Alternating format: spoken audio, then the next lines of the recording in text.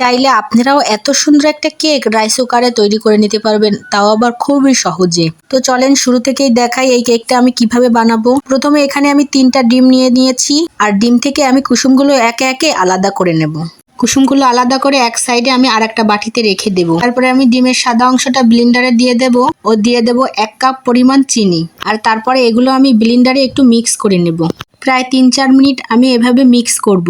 Mix করা হয়ে গেলে আমি দিয়ে দেব সেই ডিমের কুসুমটা। ডিমের কুসুমটা দেওয়ার পর আর অল্প কিছু সময় ব্লেন্ডারে আমি মিক্স করে ঢেলে নিয়ে এখানে আমি চালনির সাহায্যে ময়দা দিয়ে নেব ঠিক ওই কাপ অনুযায়ী। যেই কাপ অনুযায়ী আমি চিনি দিয়ে নিয়েছিলাম। আর এটাকে সুন্দরভাবে চেলে নেব এই কারণে যাতে করে কোনো দলা না থাকে। দিয়ে দেব বেকিং পাউডার 1 টেবিল চা চামচ ও খাওয়ার সোডা 1 টেবিল চামচ। তারপর ওই একই কাপে আমি দিয়ে দেব সয়াবিন তেল। তারপরে সামান্য একটু দিয়ে দেব লবণ। অনেকেই লবণটা দেয় না, তবে আমার মতে মনে হয় লবণটা দিলে হয়তো একটু বেশি ভালো হয়। তারপরে এগুলো সব ভালো করে মিক্স করে নিতে হবে। দেখতেই পাচ্ছেন মিক্স করা হয়ে গেছে, ঠিক এমনটা হয়েছে মিক্স করার পরে। এবার সর্বশেষ আমি দিয়ে দেব ভ্যানিলা এসেন্স।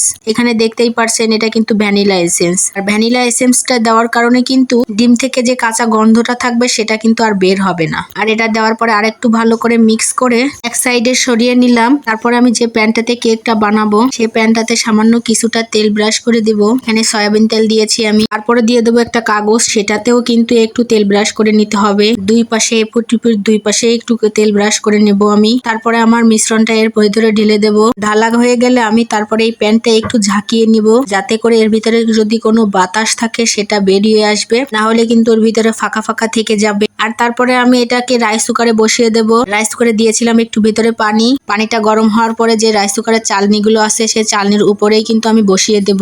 বসিয়ে দিয়ে ঢাকনিটা আমি ঢেকে দিয়ে ঢাকনির যে ছিদ্রটা থাকে সেটা আমি একটা কাগজ দিয়ে বন্ধ করে দেব।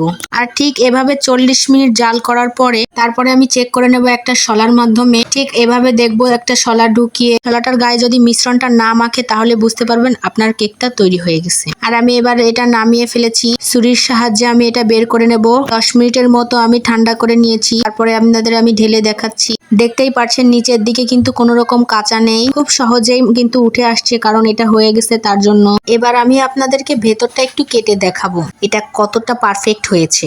এর ভেতরটা কিন্তু একটুও কাঁচা নেই, এর ভেতরটা অনেক সুন্দরভাবে কিন্তু হয়েছে ও নরম তুলতুলে হয়েছে। তো আপনারাও কিন্তু অনেক সহজে বাসায় তৈরি করতে পারেন। ভিডিওটা ভালো লাগলে অবশ্যই টাইমলাইনে রেখে দেবেন।